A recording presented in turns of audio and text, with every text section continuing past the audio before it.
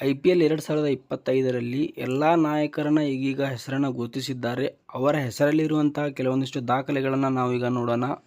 ಸ್ನೇಹಿತರೆ, ಮೊದಲನೇದಾಗಿ ನಾವು ಡೆಲ್ಲಿ ಕ್ಯಾಪಿಟಲ್ಸನ್ನು ನೋಡೋಣ. ಡೆಲ್ಲಿ ಕ್ಯಾಪಿಟಲ್ಸ್ ಆಗಿ ಗೊತ್ತಿರ್ಬೋದು ನಮಗೆ, ಪಂತ್ನ ಬಿಟ್ಟರು ಅವರು LSG ಅವ್ರನ್ನ ಖರೀದಿ ಮಾಡಿದರು. ಇದೀಗ ಅದು ಆದ ನಂತರ KL ರಾಹುಲ್ನ ಅವರು ಖರೀದಿ ಮಾಡಿದರು. ಅವರು ಕೂಡ ಕ್ಯಾಪ್ಟನ್ಸಿಯನ್ನು ರಿಜೆಕ್ಟ್ ಮಾಡಿದರು. ಅದು ಆದ ನಂತರ ಅವರು ಈಗೀಗ ಕೊಡ್ತಾ ಇರೋದಂಥ ಕ್ಯಾಪ್ಟನ್ಸಿ ಯಾರಿಗಪ್ಪ ಅಂದರೆ ಅಕ್ಷರ್ ಪಟೇಲ್ ಅವರು. ಸ್ನೇಹಿತರೆ, ಆಲ್ರೌಂಡರ್ ಆಗಿರುವಂಥ ಅಕ್ಷರ್ ಪಟೇಲ್ಗೆ ಈಗ ಕ್ಯಾಪ್ಟನ್ಸಿಯನ್ನು ಕೊಟ್ಟಿದ್ದಾರೆ. ಆಲ್ರೌಂಡರ್ ಆದಂಥ ನಮ್ಮ ಅಕ್ಷರ್ ಪಟೇಲ್ ಅವರು ಸ್ನೇಹಿತರೆ, ಇವರು ಬರೋಬ್ಬರಿ 151 ಪಂದ್ಯಗಳನ್ನು ಆಡಿದ್ದಾರೆ. ಅದರಲ್ಲಿ ಇವರು 123 ವಿಕೆಟ್ಗಳನ್ನು ಪಡೆದಾರೆ ಸ್ನೇಹಿತರೆ ಇವರು. ಅದಲ್ಲದೆ 1653 ರನ್ಗಳನ್ನು ಕಲೆ ಹಾಕಿದ್ದಾರೆ IPLನಲ್ಲಿ. ನಾ IPL ಬಗ್ಗೆ ಅಷ್ಟೇ ಮಾತಾಡತ್ತೀನಿ. ಇದು ಆದ ನಂತರ ಇದೇ ಟೈಮ್ ಅವರಿಗೆ ಫುಲ್ ಸೀಸನ್ IPL ಕ್ಯಾಪ್ಟನ್ಸಿ ವಹಿಸ್ಕೊಳ್ತಾ ಇರೋದು. ಅವರಿಗೆಲ್ಲರೂ ಸಪೋರ್ಟ್ ಮಾಡಬೇಕು ಸ್ನೇಹಿತರೆ. ಈ ಹೊಸದಾಗಿ ಏನು ಕ್ಯಾಪ್ಟನ್ಸಿ ಮಾಡೋದಿರ್ತಾರಲ್ಲ ಅವರಿಗೆ ಕಾದು ನೋಡೋಣ ಯಾವ ರೀತಿ ಆಡ್ತಾರೆ ಏನು ಅಂತ ಹೇಳ್ಕೊಂಡು. ಡೆಲ್ಲಿ ಕ್ಯಾಪಿಟಲ್ಸ್ಗೆ ಅವರು ಸಕ್ಸಸ್ಸನ್ನು ತಂದು ಕೊಡ್ತಾರೋ ಇಲ್ಲ ಅಂತ ಹೇಳ್ಕೊಂಡು. ಇದು ಆದ ನಂತರ ಸ್ನೇಹಿತರೆ ಇನ್ನು ಬರ್ತಾ ಇದು LSG ಗೊತ್ತಿರ್ಬೋದು ನಮಗೆ, ಪಂತ್ ಅವರು ಸ್ನೇಹಿತರೆ. ಮೆಗಾ ಹರಾಜಿನಲ್ಲಿ LSG ಅವರಿಗೆ ಬರೋಬ್ಬರಿ 27 ಕೋಟಿ ರೂಪಾಯಿಯನ್ನು ಕೊಟ್ಟು ಖರೀದಿ ಮಾಡ್ತೀವಿ ಸ್ನೇಹಿತರೆ ಇವರಿಗೆ.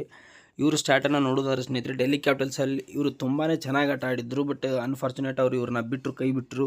ಅದು ಆದ ನಂತರ ಇವರಲ್ಲಿ ಇರುವಂಥ ರೆಕಾರ್ಡ್ಗಳು ನೋಡೋದಾದ್ರೆ, ಇವರು IPLನಲ್ಲಿ ಬರೋಬ್ಬರಿ 111 ಪಂದ್ಯಗಳನ್ನು ಆಡಿದ್ದಾರೆ. ಅದರಲ್ಲಿ ಇವರು 3284 ರನ್ಗಳನ್ನು ಕಲೆ ಹಾಕಿದ್ದಾರೆ ಸ್ನೇಹಿತರೆ.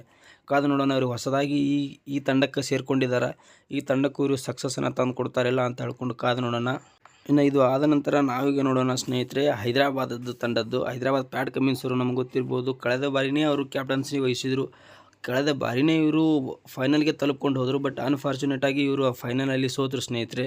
ಬಟ್ ಈ ಸೀಸನ್ನಲ್ಲಿ ತುಂಬಾ ಚೆನ್ನಾಗಿ ಟೀಮನ್ನು ಬಿಲ್ಡ್ ಮಾಡಿದ್ದಾರೆ. ಬಟ್ ಅದು ಆದ ನಂತರ ಈ ಸಲನೂ ಇವರು ಗೆಲ್ಲುವಂಥ ಉತ್ಸುಕದಲ್ಲಿದ್ದಾರೆ ಸ್ನೇಹಿತರೆ ಇವು ಕೂಡ. ಇನ್ನು ಇವರು ಸ್ಟಾರ್ಟನ್ನು ನೋಡೋದಾದರೆ, ಇವರು ಬರೋಬ್ಬರಿ 58 ಪಂದ್ಯಗಳನ್ನು ಆಡಿ 63 ವಿಕೆಟ್ಗಳನ್ನು ಪಡೆದಾರೆ ಸ್ನೇಹಿತರೆ ಇವರು, ಅದು IPLನಲ್ಲಿ. ಅದಲ್ಲದೆ ಇವರು 515 ರನ್ಗಳನ್ನು ಕಲೆ ಹಾಕಿದ್ದಾರೆ. ಇವರು ಬರ್ತಾ ಇರೋದು ಕೊನೆಗೆ ಸ್ನೇಹಿತರೆ. ಅಷ್ಟೊಂದು ಬ್ಯಾಟಿಂಗಲ್ಲಿ ಕಾಂಟ್ರಿಬ್ಯೂಟ್ ಮಾಡೋದಾಗಿಲ್ಲ. ಬಟ್ ಕ್ಯಾಪ್ಟನ್ಸಿಯಲ್ಲಿ ಕಾಂಟ್ರಿಬ್ಯೂಟ್ ಮಾಡಿ ನಾವು ತುಂಬಾ ಚೆನ್ನಾಗಿ ನೋಡಿಬಿಟ್ಟಿದ್ದೀವಿ. ಇನ್ನು ಅದಲ್ಲದೆ 3 ಹಾಫ್ ಸೆಂಚುರಿಗಳು ಕೂಡ ಇವ್ರ ಹೆಸರಲ್ಲಿದ್ದಾವೆ ಸ್ನೇಹಿತರೆ.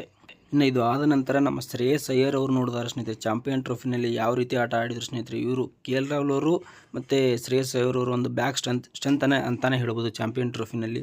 ಬಟ್ ಈಗೀಗ ಅದೆಲ್ಲ IPL ನೋಡೋದಾದರೆ, ಇವರು ಕಳೆದ ಸೀಸನ್ನಲ್ಲಿ ಚಾಂಪಿಯನ್ ಆಗಿದ್ರು. ಬಟ್ ಅನ್ಫಾರ್ಚುನೇಟ್ KKR ಇವ್ರನ್ನ ರಿಲೀಸ್ ಮಾಡಿತ್ತು. ಬಟ್ ಪಂಜಾಬ್ ಕಿಂಗ್ಸ್ ಇವ್ರನ್ನ ಖರೀದಿ ಮಾಡಿತು ಸ್ನೇಹಿತರೆ. ಖರೀದಿ ಮಾಡಿಕೊಂಡು ಇವ್ರಿಗೆ ಕ್ಯಾಪ್ಟನ್ಸಿಯನ್ನು ಕೊಟ್ಟೈತಿ. ಯಾಕಪ್ಪ ಕಳೆದ ಬಾರಿ ಇವರು ಚಾಂಪಿಯನ್ ಮಾಡಿದ್ದಾರೆ ಸ್ನೇಹಿತರೆ ನಮ್ಮ KKR ತಂಡವನ್ನು. ಅದಕ್ಕಾಗಿ ಈ ಸಲ ಇವರಿಗೆ ಕ್ಯಾಪ್ಟನ್ಸಿಯನ್ನು ಕೊಟ್ಟಿದ್ದಾರೆ. ಇವರು ಬರೋಬ್ಬರಿ 115 ಪಂದ್ಯಗಳನ್ನು ಆಡಿದ್ದಾರೆ ಸ್ನೇಹಿತರೆ. ಅದರಲ್ಲಿ 3127 ರನ್ಗಳನ್ನು ಕಲೆ ಹಾಕಿದ್ದಾರೆ. ಅದರಲ್ಲಿ 21 ಹಾಫ್ ಸೆಂಚುರಿಗಳು ಇವರ ಹೆಸರಲ್ಲಿದ್ದಾವು. ಇನ್ನು ನಮ್ಮ ಹಾರ್ದಿಕ್ ಪಾಂಡ್ಯ ಅವರು ನೋಡಿದಾರೆ ಸ್ನೇಹಿತರೆ, ಮುಂಬೈ ಇಂಡಿಯನ್ಸ್ ತಂಡದಂತಹ ನಾಯಕನಲ್ಲಿ ಇವರು ಬರೋಬ್ಬರಿ 137 ಪಂದ್ಯಗಳನ್ನು ಆಡಿದ್ದಾರೆ. ಅದರಲ್ಲಿ 2525 ರನ್ಗಳನ್ನು ಕಲೆ ಹಾಕಿದ್ದಾರೆ ಸ್ನೇಹಿತರೆ. ಇನ್ನು ಅದಲ್ಲದೆ ಇನ್ನು ವಿಕೆಟ್ ವಿಚಾರಗಳಿಗೆ ಬರೋದಾದ್ರೆ 64 ವಿಕೆಟ್ಗಳನ್ನು ಪಡೆದಿದ್ದಾರೆ. ಅದಲ್ಲದೆ 10 ಹಾಫ್ ಸೆಂಚುರಿಗಳನ್ನು ಇವರ ಹೆಸರಿನಲ್ಲಿದ್ದಾವೆ ಸ್ನೇಹಿತರೆ. ಬಟ್ 2022ರಲ್ಲಿ ಇವರು GT ತಂಡದಲ್ಲಿದ್ದರು ಸ್ನೇಹಿತರೆ. ಈ GTಯಲ್ಲಿ ಆವಾಗ ಇವರು ಚಾಂಪಿಯನ್ಸ್ ಆಗಿ ಹೊರಹೊಮ್ಮಿಸಿದ್ರು ಆ ತಂಡವನ್ನು. ಬಟ್ ಮತ್ತೆ MI ಅವ್ರನ್ನ ತೊಗೊಂಡುಕೊಂಡು ಈ ಚೆನ್ನಾಗಿ ಆಟ ಆಡತೈತಿ. ಬಟ್ ಕಳೆದ ಬಾರಿ ಮುಖಭಂಗವನ್ನು ಅನುಭವಿಸಿತ್ತು. ಈ ಬಾರಿ ಕಾದು ನೋಡೋಣ ಏನಾಗುತ್ತೆ ಇಲ್ಲ ಅಂತ ಹೇಳ್ಕೊಂಡು. ಇನ್ನು GT ತಂಡದ ನಾಯಕನಾದಂತಹ ಶುಭಮ್ ಗಿಲ್ ಅವ್ರ ಬಗ್ಗೆ ಮಾತಾಡೋದಾರೆ ಸ್ನೇಹಿತರೆ. ಈಗ ಗೊತ್ತಿರ್ಬೋದು, 2022ರಲ್ಲಿ ಹಾರ್ದಿಕ್ ಪಾಂಡ್ಯ ನಾಯಕತ್ವದಲ್ಲಿ ಇವರು ಚಾಂಪಿಯನ್ ಆಗಿ ಹೊರಹೊಮ್ಮಿದ್ರು. ಬಟ್ ಅವರು MI ತಂಡಕ್ಕೆ ಹೋದರು. ಇದೀಗ ಗಿಲ್ ಅವರ ಸ್ಟಾರ್ಟ್ ನೋಡೋದಾದರೆ, ಇವರು 103 ಪಂದ್ಯಗಳನ್ನು ಆಡಿದ್ದಾರೆ. ಅದರಲ್ಲಿ 3216 ರನ್ಗಳನ್ನು ಕಲೆ ಹಾಕಿದ್ದಾರೆ. ಅದಲ್ಲದೆ 4 ಸೆಂಚುರಿಗಳನ್ನು ಹೊಡೆದಾರೆ ಸ್ನೇಹಿತರೆ ಇವರು ಗಿಲ್ ಅವರು IPLನಲ್ಲಿ. ಈ ಸಲನೂ ಉತ್ತುಂಗಕ್ಕಿದ್ದಾರೆ, ಗೆಲ್ಲೋ ಸಾಧ್ಯತೆಗಳು ಜಾಸ್ತಿ ಅದಾವು.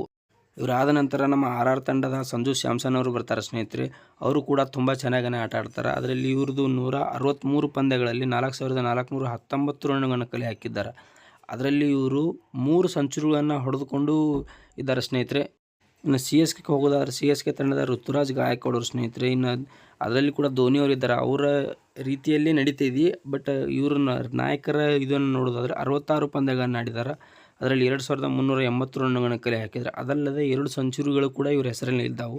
ಇನ್ನು KKR ನೋಡೋದಾದ್ರೆ ಸ್ನೇಹಿತರೆ, ಗೊತ್ತಿರ್ಬೋದು ಅಜಿಂಕ್ಯ ರಹಾನೆಗೆ ಈಗ ಕ್ಯಾಪ್ಟನ್ಸಿಯನ್ನು ಕೊಟ್ಟಾರ. ಬಟ್ ಕಳೆದ ಬಾರಿ ಇದು ಚಾಂಪಿಯನ್ ಆಗಿ ಹೊರಹೊಮ್ಮಿತ್ತು. ಈ ಬಾರಿ ಚಾಂಪಿಯನ್ ಆಗುವಂಥ ಎಲ್ಲ ಸಾಧ್ಯತೆಗಳು ಕಾಣತ್ತವು. ಬಟ್ ಇವರು ಅಜಿಂಕ್ಯ ರಹಾನೆ ಅವರ ಸ್ಟಾರ್ಟನ್ನು ನೋಡೋದಾದ್ರೆ, ಇವರು 185 ಪಂದ್ಯಗಳನ್ನು ಆಡಿದ್ದಾರೆ. ಅದರಲ್ಲಿ ಇವರು 4647 ರನ್ಗಳನ್ನು ಕಲೆ ಹಾಕಿದ್ದಾರೆ. ಇದು ಆದ ನಂತರ 2 ಸೆಂಚುರಿಗಳು ಕೂಡ ಇವರ ಹೆಸರಲ್ಲಿ ಇದ್ದಾವು.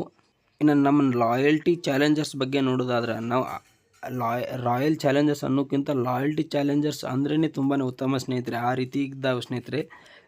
ಇದರಲ್ಲಿ ಆದಂತಹ ನಮ್ಮ ಈಗ ರಜಿತ್ ಪಟೇಲ್ ಅವರು ಕ್ಯಾಪ್ಟನ್ ಆಗಿ ವಹಿಸಿಕೊಂಡಿದ್ದಾರೆ. ಇವರು ಸ್ಟಾರ್ಟನ್ನು ನೋಡಿದ್ದಾರೆ ಸ್ನೇಹಿತರೆ. ಇವರು 27 ಪಂದ್ಯಗಳಲ್ಲಿ ಬರೋಬ್ಬರಿ 799 ರನ್ ಗಾಳಿ ಹಾಕಿದ್ದಾರೆ.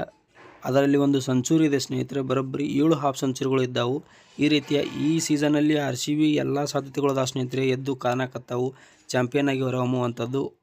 ಯಾಕಪ್ಪ ಅಂದರೆ ಟೀಮನ್ನು ಆ ರೀತಿಯಾಗಿ ಈ ಸಲ ಬಿಲ್ಡ್ ಮಾಡಿದ್ದಾರೆ ಸ್ನೇಹಿತರೆ. ಕಳೆದ ಸೀಸನ್ನಲ್ಲಿ ಮೇನಾಗಿ ಕೆಲವೊಂದಿಷ್ಟು ಪ್ಲೇಯರ್ಗಳ ಬಗ್ಗೆ ಫೋಕಸನ್ನು ಮಾಡ್ತಾಯಿದ್ರು. ಈ ಸಲ ಪ್ರತಿಯೊಂದು ಪ್ಲೇಯರ್ಗಳಲ್ಲಿ ಓಪನರ್ ಆಗಿದ್ದು, ಮಿಡಲ್ ಆರ್ಡರ್, ಬಾಲಿಂಗ್ನಲ್ಲಿ ಅವರ ಪ್ರತಿ ಇಂಡಿವಿಜುವಲ್ ಸ್ಟ್ಯಾಟನ್ನು ನೋಡಿಕೊಂಡು ಖರೀದಿ ಮಾಡ್ಯಾರ ಸ್ನೇಹಿತರೆ. ನಿಮ್ಮ ಅನಿಸಿಕೆ ಏನು ಅಂತ ಹೇಳಿ ಕಮೆಂಟ್ ಮಾಡಿ.